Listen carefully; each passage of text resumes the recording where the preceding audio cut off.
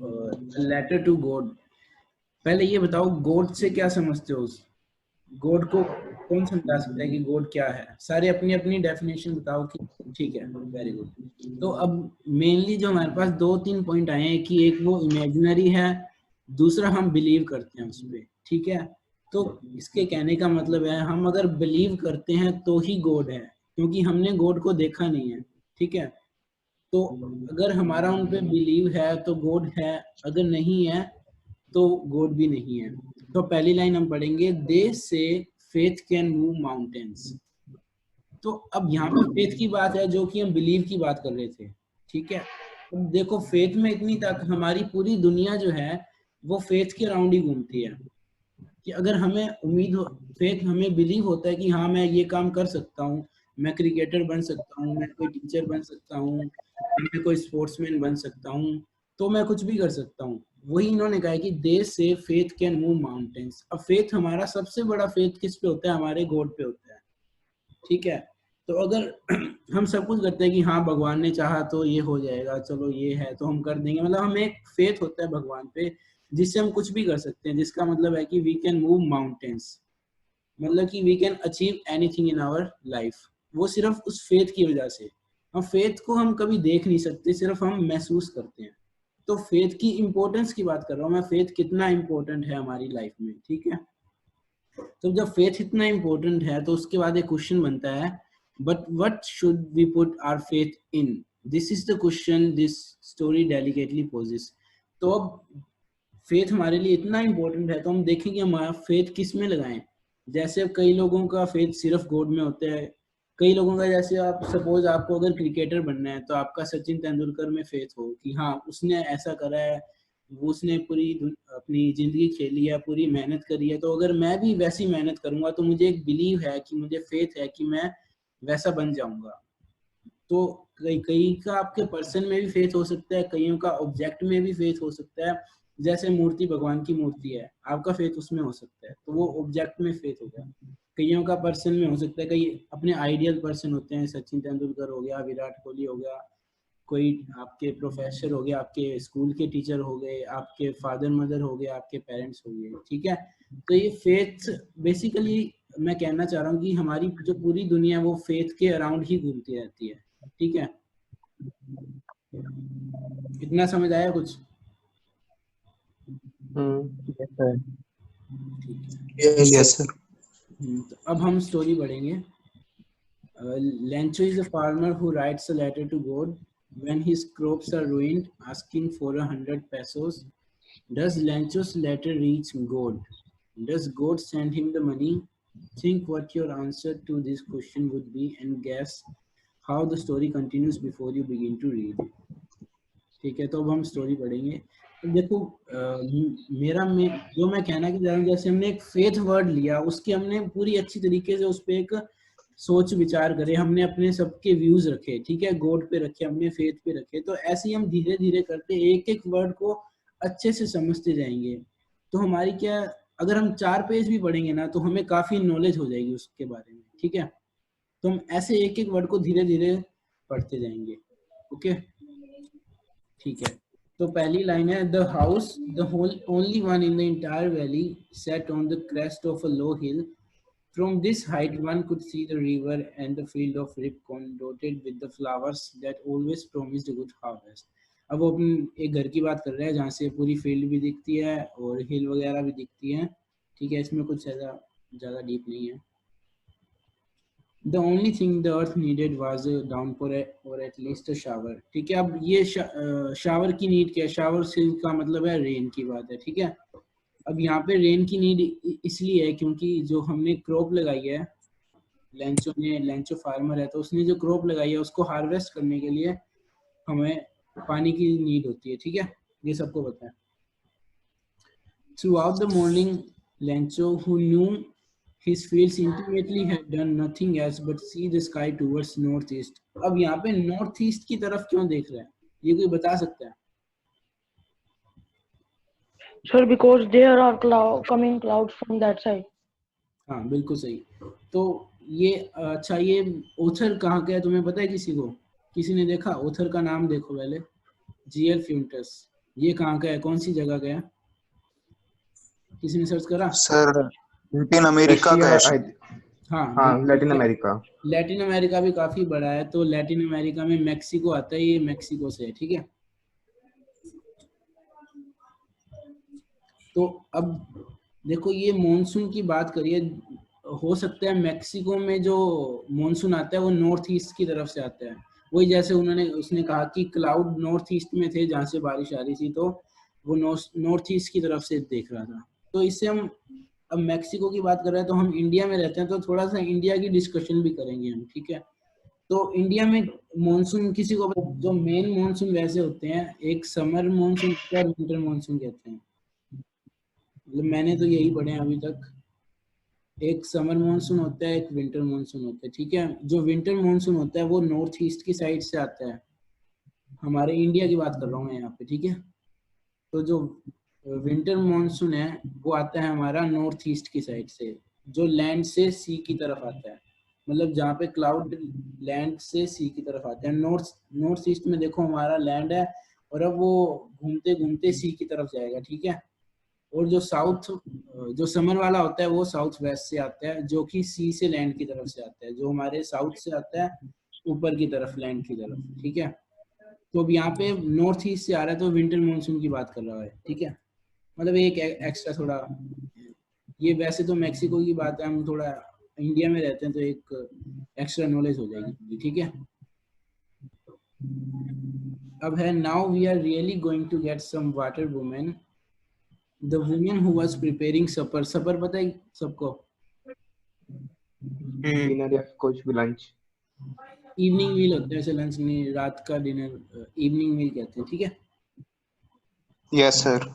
The woman who was preparing supper replied, "Yes, God willing." The older boys were working in the field, while the smaller ones were playing near the house until the woman called to them, "All come for dinner."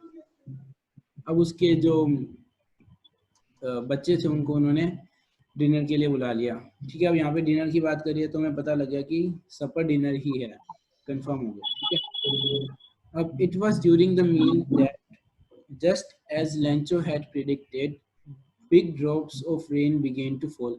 अब जब वो north east की तरफ देख रहा था तो उसको पता तो लग रहा था कि क्लाउड्स आ रहे हैं और बारिश आने वाली है, तो जो उसने प्रिडिक्ट करा था वो अब सही हो गया। Big drops of rain began to fall, ठीक है, अब बारिश आने लगी। In the northeast, huge mountains of clouds could be seen approaching. The air was fresh and sweet. The man went out for no other reason than to have the pleasure of feeling the rain on his body. And when he returned, he exclaimed, "These aren't raindrops falling from the sky. They are new coins. The big drops are 10 cents and little ones are 5." अब इसने rain drops को पैसों से क्यों compare करा, कोई बताएगा? काफी आसान। सर क्यों? क्योंकि तो सर बारिश आएगी तो फिर मुझे तू रुक। तो सर क्रॉप उगने। हाँ कंधारी जी आप बताओ। तो बारिश आएगी तो सर उसकी क्रॉप उगेगी, तो सर क्रॉप उगेगी तो उसके पैसे आएंगे, वो हाँ, बेचेगा। ठीक है, बिल्कुल सही है, इसमें ये सही है। अब इसमें यहाँ पे पिछली लाइन पढ़ो, the man went out for no other reason than to have pleasure of feeling the rain on his body. Okay, अब यहाँ पे प्लेजर की बात करिए, कोई एक दो जने बता दो प्लेजर से तुम क्या समझते हो? प्लेजर सर को खुशी। ठीक है, खुशी। कोई भी चीज जो सुकून पहुंचाए। सुकून, हाँ बिल्कुल सही है। और sir to have feel of something. हाँ ठीक है, तो अब देखो प्लेजर की हमने बात करी, सबने अपनी अपनी डिफाइन करी, तो अब इन्होंने आगे जिससे सुकून मिले, ठीक है, जिससे मजा आए बेसिकली, तो सबको अलग अलग आता है। देखो मुझे हो सकता है खेलने से मुझे सुकून मिले, किसी को हो सकता है पढ़ने से सुकून मिले, ठीक है। तो जो प्लेजर है वो क्या है बेसिकली हमारा क्या कहते हैं, मैं यहाँ पे कुछ लिख रहा हूँ, एक बार उसको पढ़ना।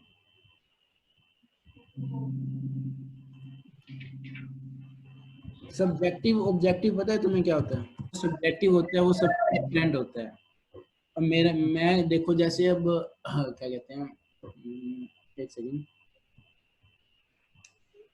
हाँ, अब मैं कहूँगा कि मुझे मैंगो अच्छा लगता है, ठीक है, तो ये सब्जेक्टिव हो गया। अब हो सकता है पुजीत को मैंगो अच्छा ना लगता हो, हर्ष को मैंगो अच्छा ना लगता हो, ठीक है, तो ये सब्जेक्टिव हो गया जो सिर्फ मेरे मेरे ओपिनियन पे सही होता है।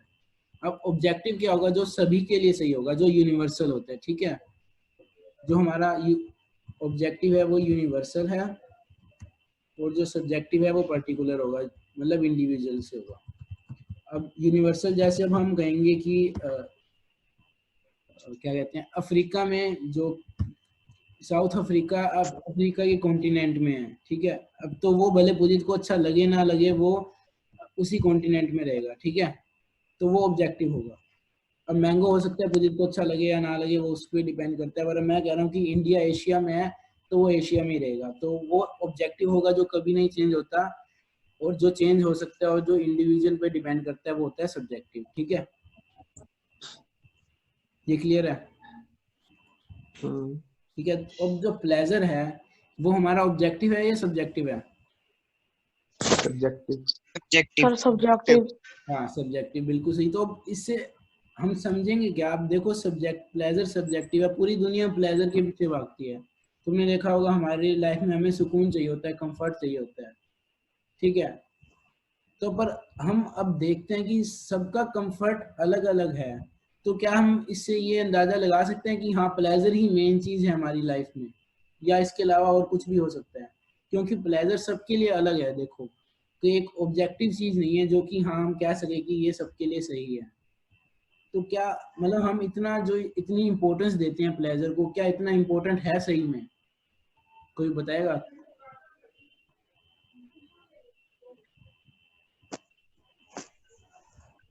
No, sir. मैं मेरी बात समझ तो रहे हो क्या कहना चाह रहा हूँ मैं? हो सकता है थोड़ा ऊपर से जा रहा हूँ, पर थोड़ा आप ध्यान से सुनोगे तो समझ आएगा बिल्कुल। तो कहने का मतलब है, देखो, लिटरेचर क्या है, आपको सिर्फ स्टोरी नहीं बताता, ये आपको सिखाता है कि लाइफ क्या है। स्टोरी के थ्रू आपको ये बताता है कि लाइफ क्या चीज है। देखो, लिटरेचर लाइफ क्या है, हमारी थिंकिंग और लैंग्वेज ही तो हमारी लाइफ है। और अगर इसको हम एक अच्छे से यूज करते हैं तो हमको एक सही सही दिशा में आपको, या एक डायरेक्शन में आपको भेजता है, ठीक है। तो लिटरेचर बेसिकली आपको सिखाता है कि लाइफ क्या है। और अगर हम उसको सिर्फ स्टोरी की तरफ से देखेंगे तो लिटरेचर का जो इम्पोर्टेंस है वो खत्म हो जाएगी। अगर हम उससे सीखेंगे कि वो कहना क्या चाह रहा है, हम लाइफ के बारे में सीखेंगे, तभी वो लिटरेचर सही से काम आएगी और सही से उसको पढ़ने का मतलब है। नहीं तो लिटरेचर, कोई स्टोरी याद करने का कोई मेन एम नहीं है लिटरेचर का, ठीक है। तो यहाँ पे मेरा मतलब ये है कि बस प्लेजर है कि हमारा इतना इम्पोर्टेंट नहीं है, जितनी हम पूरी दुनिया उसको प्लेजर को इम्पोर्टेंस देती है वो इतना इम्पोर्टेंट नहीं है, ठीक है। हो सकता है आप कभी, पेन भी जरूरी है, प्लेजर भी जरूरी है लाइफ में, दोनों का बैलेंस होना चाहिए, ठीक है। क्योंकि अगर हमें प्लेजर ही मिलता रहा तो उसकी इम्पोर्टेंस खत्म हो जाती है ना। अब सपोज करो आपको किसी ने 1 लाख रुपए दे दिए, तो आप उसको ऐसे ही उड़ा दोगे। अब आपके पास 100 रुपए हैं तो आप उसको सोच सोच के लगाओगे। तो जब आपके पास ज्यादा रुपए आ गए तो आपने उसकी वैल्यू खत्म कर दी और आपने उसको बिल्कुल केयरलेसली यूज करा। वैसे ही प्लेजर है, अगर आपके पास ज्यादा प्लेजर आ जाएगा तो आपके उसकी वैल्यू खत्म हो जाएगी, ठीक है। तो मेन ये है कि पेन और प्लेजर का बैलेंस होना चाहिए, हम प्लेजर को इतनी इंपॉर्टेंस भी नहीं देनी चाहिए, ठीक है। मोर ओवर जो प्लेजर है, ये जब हम कहते हैं सब्जेक्टिव है तो हम इसको बाहर की चीज़ों में क्यों ढूंढते हैं, ठीक है। हम कहते हैं कि हाँ, पार्टी करेंगे तो मज़े आएंगे, ये खिलौना लाएंगे तो मज़े आएंगे, ये खाएंगे तो मज़ा आएगा, ठीक है। अब सपोज़ करो मैं एक खिलौना लेता हूँ, ठीक है, अब उससे सिर्फ मुझे प्लेजर मिलता है। अब एक्स बंदे को हो सकता है वो बिल्कुल बोर लगता हो। तो हम ये देखते हैं कि प्लेजर सिर्फ हमारे अंदर है, बाहर की चीज़ों में कुछ भी प्लेजर नहीं है, ठीक है। तो अगर हम चाहेंगे खुश रहना तो भले हमारे पास कुछ ना हो तो भी हम खुश रह सकते हैं। और अगर हम खुद से ही नहीं चाहेंगे खुश रहना तो भले हमें दुनिया की सारी दौलत मिल जाए, हम खुश नहीं रह सकेंगे, ठीक है। तो प्लेजर हमारे अंदर ही है।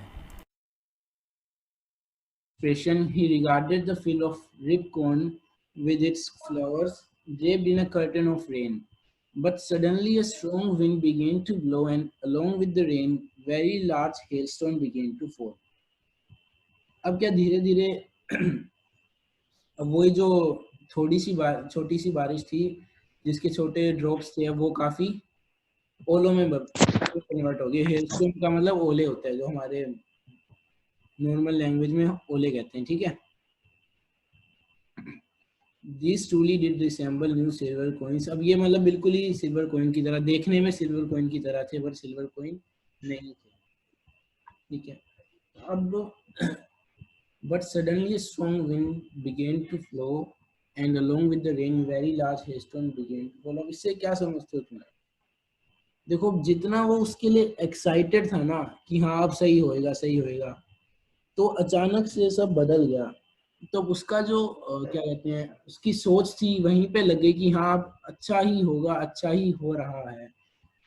तो बेसिकली उसने क्या हुआ, अपने प्लेजर को अपने ऊपर हावी होने दिया।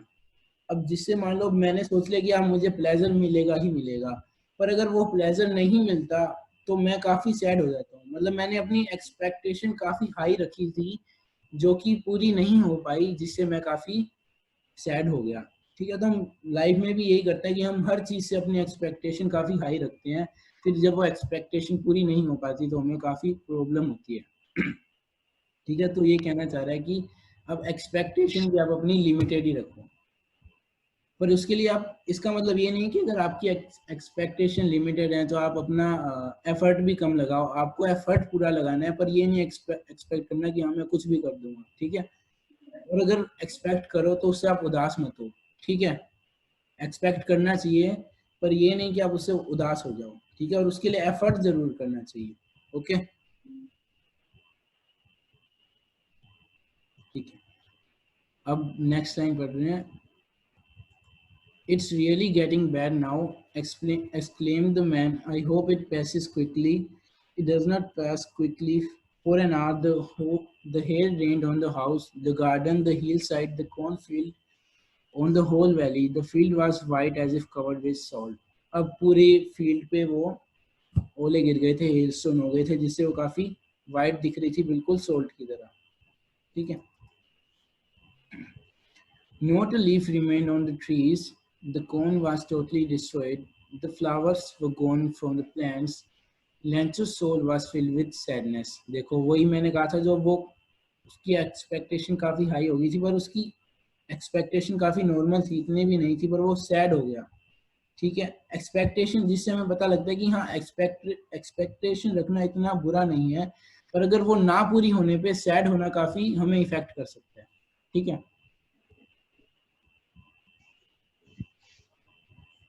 When the storm had passed, he stood in the middle of the field and said to his sons, "A plague of locusts would have left more than this. The hail has left nothing. This year we will have no corn." अब locust क्या होता है? इधर side में ही लिखा है तुम्हारा, insect which fly in big swarms, ठीक है, and destroy the crop। एक टाइप के इंसेक्ट होते हैं जो क्रॉप्स को कि इससे अगर जितने हमारे बट ज़्यादा बारिश ने हमारी क्रॉप्स खराब करी है, उससे अच्छा तो एक महामारी होती है इंसेक्ट्स की, वो इतना खराब ना करती, ठीक है। That night was a sorrowful one. अब काफ़ी मतलब उनमें काफ़ी सोरो हो गया, काफ़ी सैड हो गई वो सब, ठीक है, क्योंकि उनका सब कुछ डिस्ट्रॉय हो गया। अब खाने को कुछ नहीं होगा, कुछ बेच नहीं पाएंगे तो उससे वो कुछ खरीद भी नहीं पाएंगे, देन खा भी नहीं पाएंगे, okay. All our work for nothing. There is no one who can help us. We will all go hungry this year, ठीक है। अब ये क्वेश्चन मैं बताऊं या तुम कर लोगे?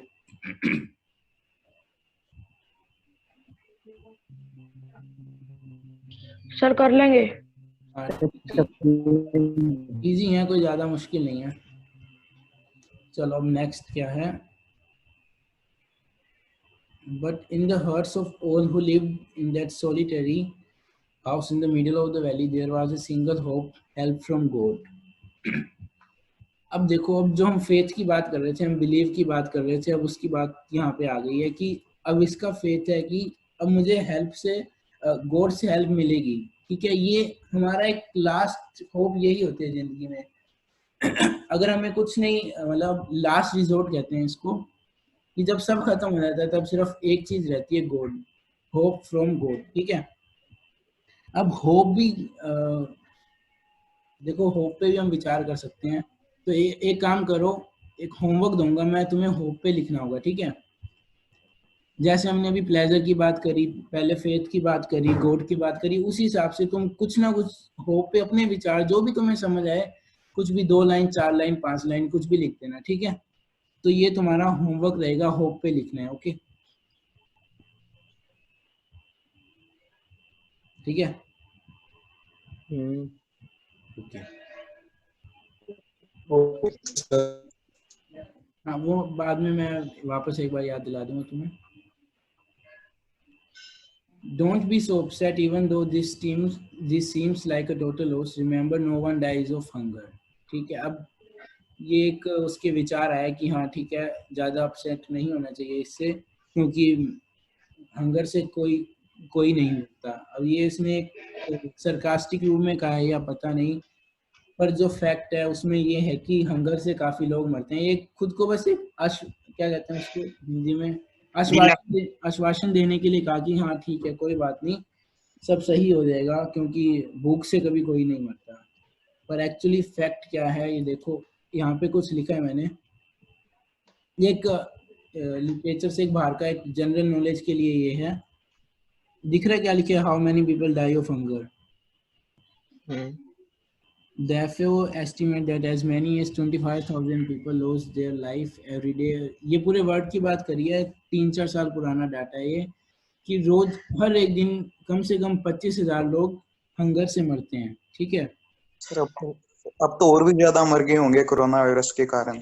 हाँ बिल्कुल, ये तो वही मैं कह रहा हूँ, ये 3-4 साल पुराना डाटा है, पर ये पूरे एक दिन की बात देखो, सिर्फ 25,000 लोग सिर्फ एक दिन में मरते हैं, और एक साल के अंदर 9.1 मिलियन लोग सिर्फ और सिर्फ भूख से मरते हैं, ठीक है। तो इसकी इम्पोर्टेंस देख रहे हो। अब देखो हम खाने को कैसे, जो तुम्हारी एज है और मेरी भी एज है, हम खाने को वेस्ट काफ़ी करते हैं, मतलब सारे नहीं करते ऑब्वियसली, पर काफ़ी लोग क्या खाने को काफ़ी वेस्ट करते हैं, और हम इतनी वैल्यू नहीं देते खाने को। हम अब वही खाने में कभी मम्मा से रुस जाते हैं कि हाँ ये नहीं बनाया वो नहीं बनाया, पर कई लोग देखो कि उनको तो खाना भी नहीं मिलता, ठीक है। तो हम जो, वही मैंने कहा कि जो हमें ज़्यादा मिलता है हम उसकी वैल्यू ख़त्म हो जाती है। ये सारी बातें घूम फिर के एक ही पॉइंट पे आ जाती हैं, ठीक है। तो जो चीज़ हमें ज़्यादा मिलती रहती है हमें उसकी वैल्यू ख़त्म हो जाती है। उसी तरह से हंगर है, हमें खाना आराम से मिलता रहता है तो हम उसकी वैल्यू नहीं कर पाते ज़्यादा, ठीक है। तो अगर हम देखो कितने लोग मर जाते हैं, तो सोचा करो इस बात में, कभी थोड़ा इसको प्रोसेस करना अपने दिमाग में कि मेरे कहने का मतलब क्या, मतलब मैं तुम्हें समझाना क्या चाह रहा हूँ, ठीक है। इसको थोड़ा सोचना जब क्लास खत्म हो जाए, 5 मिनट 10 मिनट, ठीक है। All through the night, Lancho thought only of his one hope, the help of God, whose eyes, as he had been instructed, see everything, even deep in one's conscience. Lancho was an ox of a man. अब conscience का मतलब पता है किसी को? Conscience का मतलब ये वर्ड यहाँ पे लिखा हुआ है, एक इनर सेंस ऑफ राइट और रॉन्ग, एक अपने एक अंदर एक इंट्यूशन होता है, कुछ एक अंदर से फीलिंग होती है कि हाँ यार, कई बार हम काम भी करते हैं तो हमें लगता है कि हाँ यार ये सही नहीं हो पाया या ऐसे करना था, या मतलब एक अंदर से एक फीलिंग आती है, ठीक है। कोई ये बताओ, सोल में बिलीव करते हो तुम लोग? आत्मा में, अंदर अंतर आत्मा में बिलीव करते हो सब? Yes sir. ठीक है, तो यस सर। बेसिकली अंतरात्मा कॉन्साइंस एक अंतरात्मा ही है, ठीक है।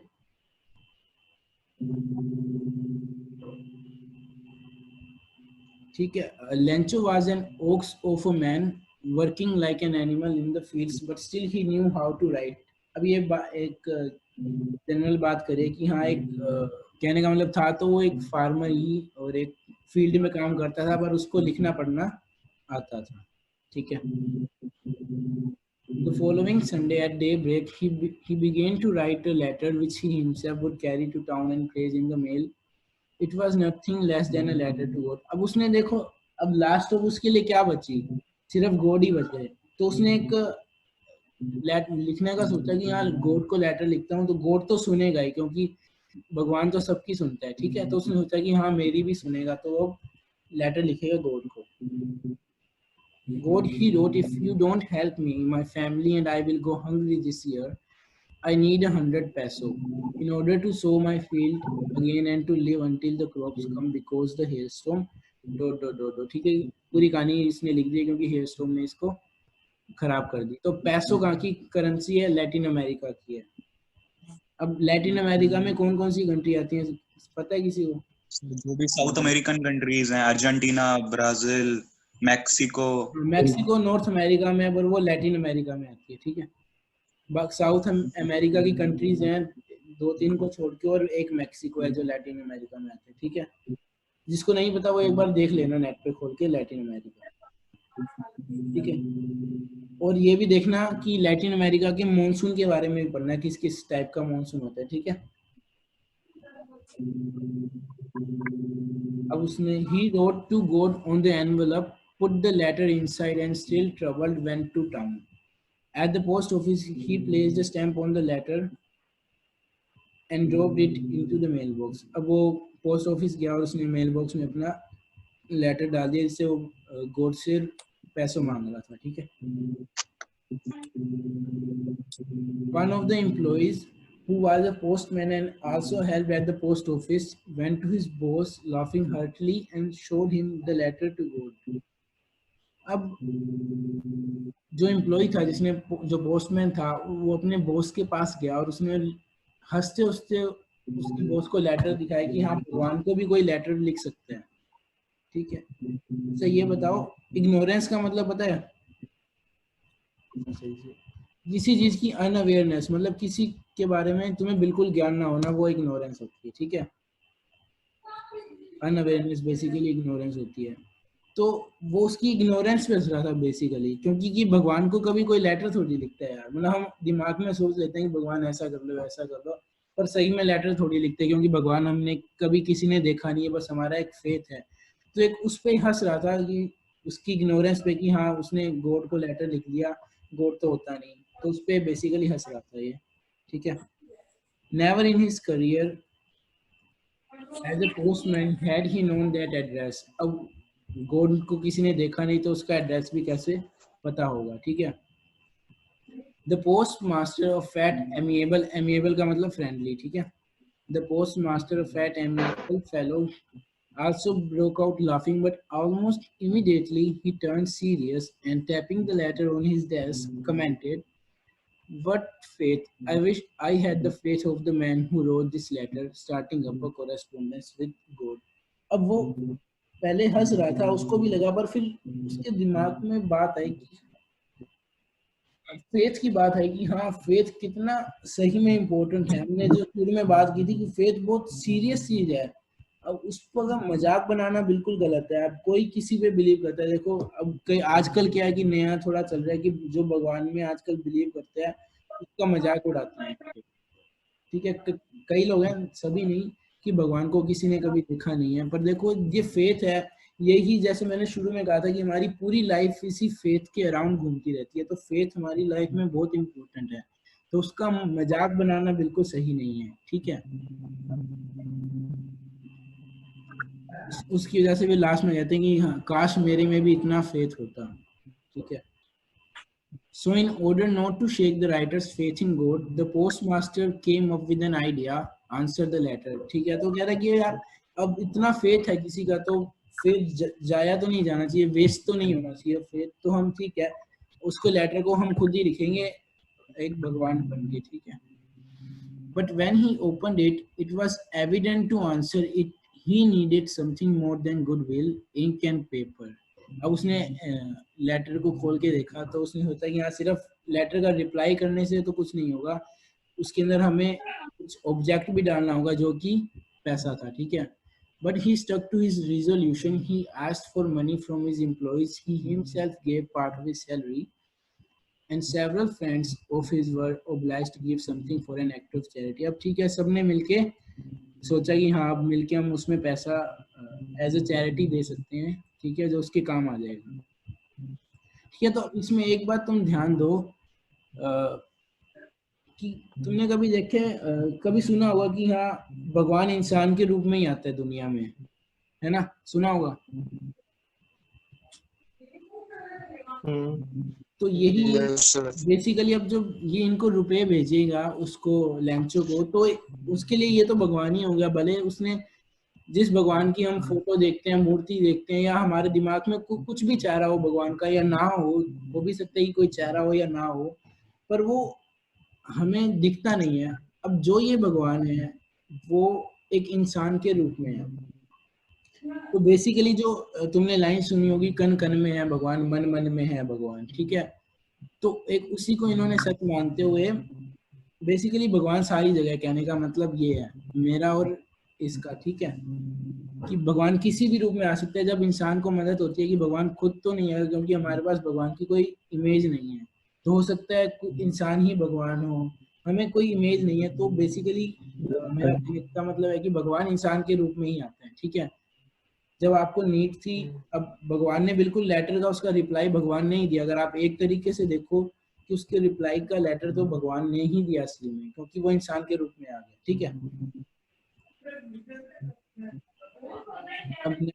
It was impossible for him to gather together the 100 pesos, so he was able to send the farmer only a little more than half. He put the money in an envelope addressed to Lancho and with the letter containing only a single word as signature God, ठीक है। तो उसने खुद ने letter लिखा, वो पूरे 100 पैसे तो जमा नहीं कर पाए, पर उन्होंने 70 को कलेक्ट कर लिया और उसको लेटर में डाल दिया और लिख दिया नीचे गॉड, ठीक है। The following Sunday, Lancho came a bit earlier than usual to ask if there was a letter for him.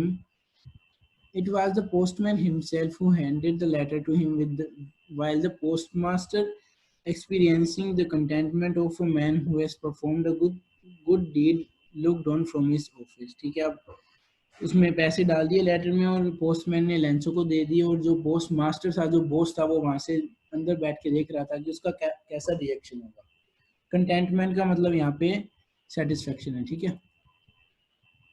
अभी सेटिस्फेक्शन किस चीज का है, यहाँ पे सेटिस्फेक्शन की बात करी है, of a man who has performed a good deed. तो ये कह रहा है कि जब हम कुछ अच्छा काम करते हैं तो हमें एक अंदर से एक सेटिस्फेक्शन होता है, संतुष्टि होती है अंदर से, ठीक है, कि हाँ मैंने कुछ अच्छा करा है, ठीक है। Lancho showed not the slightest surprise on seeing the money, such was his confidence, but he became angry when he counted the money. God could not have made a mistake, nor could he have denied Lancho what he had requested, ठीक है। तो उसने उसका faith तो इतना था कि हाँ उसे कुछ ताजुब नहीं होगी, हाँ भगवान ने उसको रुपए भेज दिए, ठीक है। पर वो कॉन्ट्रेरी उसके एंग्री हो गया कि हाँ उन्होंने मुझे पूरे रुपए नहीं भेजे, ठीक है, कि भगवान से तो कोई मिस्टेक नहीं हो सकती, पर फिर पता नहीं उन्होंने जानबूझ के नहीं भेजे या क्या रीजन है रुपए ना भेजने का, तो जिस वजह से वो एंग्री हो गया, ठीक है। Immediately Lancho went up to the window to ask for paper and ink. On the public writing table, he started to write with much wrinkling of his brow, caused by the effort he had to make to express his ideas. When he finished, he went to the window to buy a stamp, which he licked and then affixed to the envelope with a blow of his fist. The moment the letter fell into the mailbox, the postmaster went to open it. It said, God, of the money that I asked for, only 70 pesos reached me. Send me the rest since I need it very much. ठीक है। तो अब देखो वही मैंने expectation की बात करी थी। अब इसने 100 रुपये एक्सपेक्ट करे, पर इसको 70 मिले, तो ये थोड़ा दुखी भी हुआ, थोड़ा एंग्री भी हुआ, है ना। पर इसने ये नहीं देखा कि जितना इसको मिला ये उतने में खुश नहीं रहा। ये तुमने ध्यान दिया होगा, सेटिस्फाई नहीं हो पाया ये, इसको कितना मिला, ठीक है। वही मैं प्लेजर की बात कर रहा था कि जब हम ज्यादा एक्सपेक्ट करते हैं प्लेजर को, तो हमारे उसकी वैल्यू भी खत्म हो जाती है। तो अब ये इसको मतलब कुछ ज्यादा चाहिए था, तो इसको जितना मिला उसकी इसने वैल्यू खत्म कर दी, ठीक है। ब्रो क्या होते हैं? क्या ब्रो ऊपर है ये wrinkling of his brow, eyebrow की बात ये है, अच्छा ठीक है। अब लास्ट लाइन है, but don't send it to me through the mail because the post office employees are a bunch of crooks, ठीक है। अब ये उसकी इग्नोरेंस दिखा रहे हैं, ठीक है। अब ये क्या कह रहा है कि जो उसने सोचा कि हाँ भगवान ने तो मुझे 100 रुपये भेजे थे, पर जो 30 रुपये है ना, 30 पैसों है, वो इन पोस्टमैन और पोस्ट ऑफिस के लोगों ने निकाल लिए होंगे। ठीक है, तो ये उसकी एक इग्नोरेंस थी, और साथ में एक ह्यूमर, जो राइटर है उसने यहाँ पे एक मजाक के रूप में भी कहा, एक ह्यूमर के रूप में भी कहा है कि हाँ उसने एक चोरी कर ली होंगे। ठीक है, तो वो कह रहा है कि हाँ उनको मत भेजना, बेसिकली तो उन्होंने चोरी कर ली होंगी, एक ह्यूमर है ये बेसिकली। ठीक है, अब इसमें ये